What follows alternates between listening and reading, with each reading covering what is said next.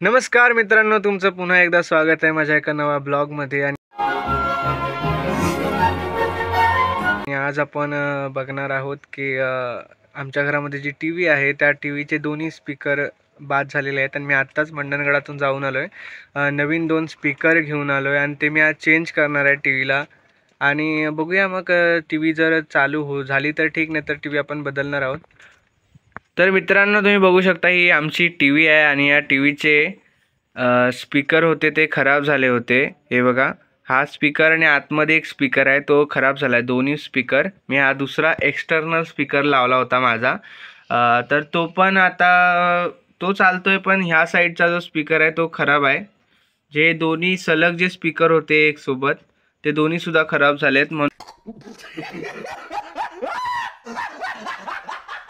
मी हे नवीन 2 स्पीकर घेऊन आलोय मंडणगडातून जाऊन। आणि मंडणगडला मला हे चांगल्या दरामध्ये भेटले। तर मी आता टीव्हीला खोलतो आणि त्याच्यामध्ये जे स्पीकर आहेत ते चेंज करतो दोन्ही सुद्धा। तर मी तुम्हाला नंतरला ओव्हरलुक दाखवणार आहे टीव्ही चालू करून की चालते की नाही व्यवस्थित। नाहीतर स्पीकर मला परत वाटतंय की दुसरे आणावे लागतील जर चालले नाही तर। चेक करूया आपण आणि तुम्हाला दाखवतो मी। व्हिडिओमध्ये बनून राहा, तुम्ही बघा शेवटपर्यंत।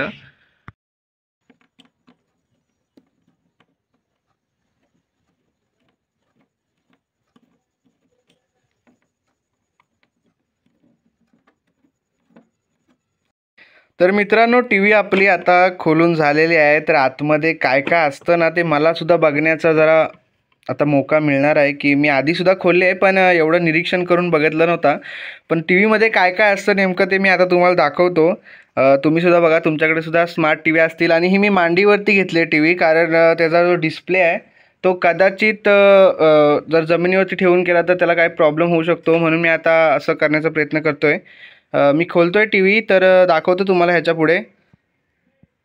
तर ही बघा टीव्ही आतमध्ये कशी असते। आणि हा जो आहे तो स्पीकरचा मेन कनेक्शन आहे, तुम्ही बघू शकता हे 2 स्पीकर आहेत। तर हा स्पीकर मी एक्सटर्नल लावला होता माझ्याजवळचा आणि तो चालतोय सुद्धा व्यवस्थित। पण इकडचा जो स्पीकर आहे तो टीव्हीचा होता, इनबिल्ट दिलेला होता आतमध्ये। आणि तो आणि दुसरा एक स्पीकर होता, ते दोन्ही सुद्धा स्पीकर खराब झालेत। हा बघा इकडे आहे, हा बघा स्पीकर तो। आणि असा स्पीकर एक आतमध्ये होता, हे 2 स्पीकर आतमध्ये होते।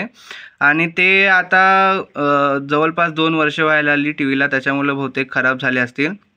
भरपूर यूज होतो आणि हा इथं थोडासा मला वेगळा स्ट्रक्चर वाटतोय, कारण जे स्पीकर आम्ही विकत घेऊन आलोय ते पूर्ण प्लेन आहेत आणि ह्याच्यावरती मध्येच हे काहीतरी वेगळं दिसतंय, त्याच्यामुळे मला वाटतं खराब झाला असावा। आणि हा टीव्हीचा मॉड्यूल आहे आतला, आतमध्ये जो मॉड्यूल असतो हा कॅपॅसिटर आहे, हा ट्रान्सफॉर्मर आहे छोटा। याच्यानंतरला हा इथं बहुतेक हीटसिंक आहे आतमध्ये। त्याच्यानंतर ह्या साईडला टीव्हीच्या ज्या वायर्स असतात त्या आहेत, व्हिडिओ अँड ऑडिओ आउटपुट।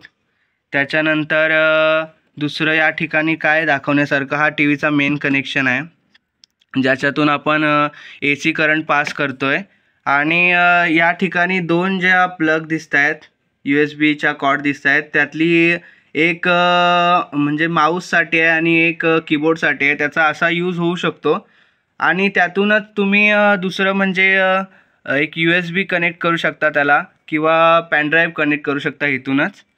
तर असे हे ओव्हरऑल लुक आहे त्या टीव्हीच्या आतल्या मॉड्यूलचं। आणि त्याच्यानंतर हे स्पीकर मी आता बदलतोय, मी तुम्हाला दाखवतो स्पीकर बदलून। आणि त्याच्यानंतर आपण बघूया चेक करून की नेमकं स्पीकरच खराब झाले होते की इथला हा मॉड्यूलमधला कनेक्शनच खराब झाला आहे। जर हे झालं असेल तर मग आपण बघूया टीव्ही बदलूया, नाही तर मग तिला रिपेअरिंगकडे घेऊनच जाऊया। तर मित्रांनो, हे बघा ते स्पीकर जे खराब झाले बोललो मगाशीच मी, हा जो स्पीकर आहे तो आधीपासून यामध्ये होता आणि हा जो स्पीकर आहे तो मी एक्सटर्नल लावला आहे, माझ्याकडे होता तो। इथे त्याचं कनेक्शन केलं होतं। आणि आता मी विचार करतोय की ह्या स्पीकरनुसार, म्हणजे हे जे 2 स्पीकर मी घेऊन आलोय, तर मी विचार करत होतो की याची ही साईज इथं बसते बरोबर। तर मी वायरिंग इथून कट करणार आहे आणि ह्याला ही वायर कनेक्ट करतो प्लस मायनस, मग ते बरोबर आउटपुट आपल्याला भेटेल इथे आणि इथे। हे दोन्ही सुद्धा स्पीकर मी तसे जसे आत्ता केलेत हा केला होता तसेच हे दोन्ही करणार आहे. तर बघूया, तुम्हाला मी दाखवतो पुढे आणि नंतर मग डायरेक्ट आता ते असेंबल करून घेतो मी याला आणि याला एका ठिकाणी आणि त्याच्यानंतर तुम्हाला दाखवतो की नेमकं फॉल्ट कुठे होता, इथे फॉल्ट होता की या स्पीकरमध्ये फॉल्ट होता ते बघूया आपण.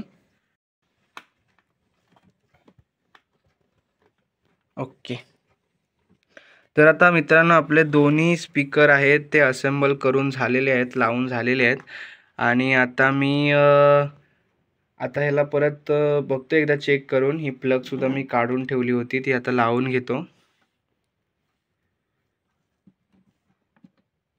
ओके, कनेक्टरसुद्धा लावलेला आहे स्पीकरचा आणि आता आपण चेक करूया एकदा. इथं चिटकवलं आहे मी जरा आणि ते आता चेक करून दाखवतो तुम्हाला की चालते की नाही.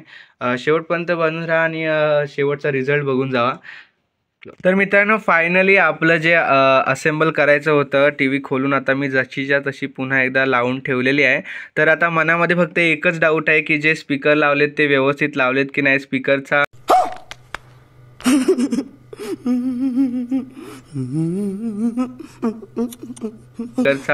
आवाज येईल की नाही. आणि हे बघा, हे दिसायला पण व्यवस्थित दिसत आहेत. आता जे जुने जे स्पीकर होते ते काढून नवीन स्पीकर आपण बसवलेत आणि त्याच्यानंतर ही फिटिंगसुद्धा व्यवस्थित स्क्रूची झाली आहे. तर आपण बघूया आता स्पीकरचा आवाज व्यवस्थित येतोय की नाही ते डायरेक्ट चेक करून बघूया आता. तर मित्रांनो आपली टी व्ही आता चालू होते आणि आपल्याला खरंच डाऊट आहे मनामध्ये की आपण जे काम केलं आहे ते बरोबर झालं आहे की नाही, स्पीकर जे आहेत ते व्यवस्थित काम करतील की नाही. तर आपण बघूया आता, काहीतरी ऑडिओ प्ले करूया जेणेकरून आपल्याला समजेल की आपण जे केलेलं काम आहे ते व्यवस्थित झालं आहे. तर यूट्यूबला मी जातो आहे, पहिली जी व्हिडिओ येईल ते आपण ओपन करून बघूया खरंच व्यवस्थित झालं आहे की नाही ते. तर हे बघा, पहिलीच एक व्हिडिओ आलेली आहे, ऑफिशियल व्हिडिओ.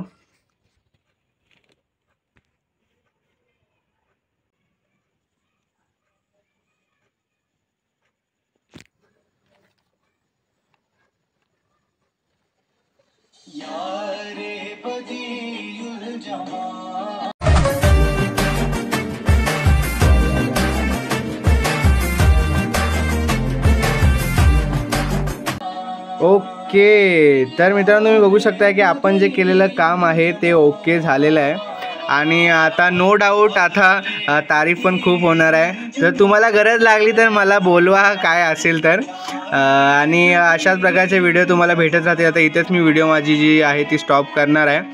तर याच्या पुढचं जे आहे ते मी आता बोलून घेतो लगेच.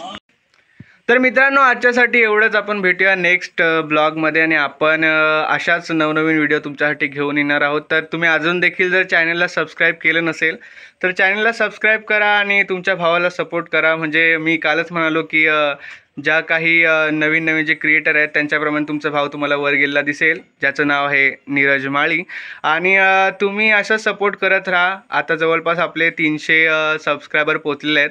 अशाच नवीन व्हिडिओ तुम्हाला भेटत राहणार आहेत. पण चॅनलला सबस्क्राईब करून बेल आयकनला पण क्लिक करा, जेणेकरून ज्या काही नवीन व्हिडिओ येतील ते तुमच्यापर्यंत पोहोचत राहतील. व्हिडिओ जर आवडली असेल तर कमेंट करा, शेअर करा आणि दुसरं काय म्हणेन, कीप वॉचिंग आणि थँक्यू.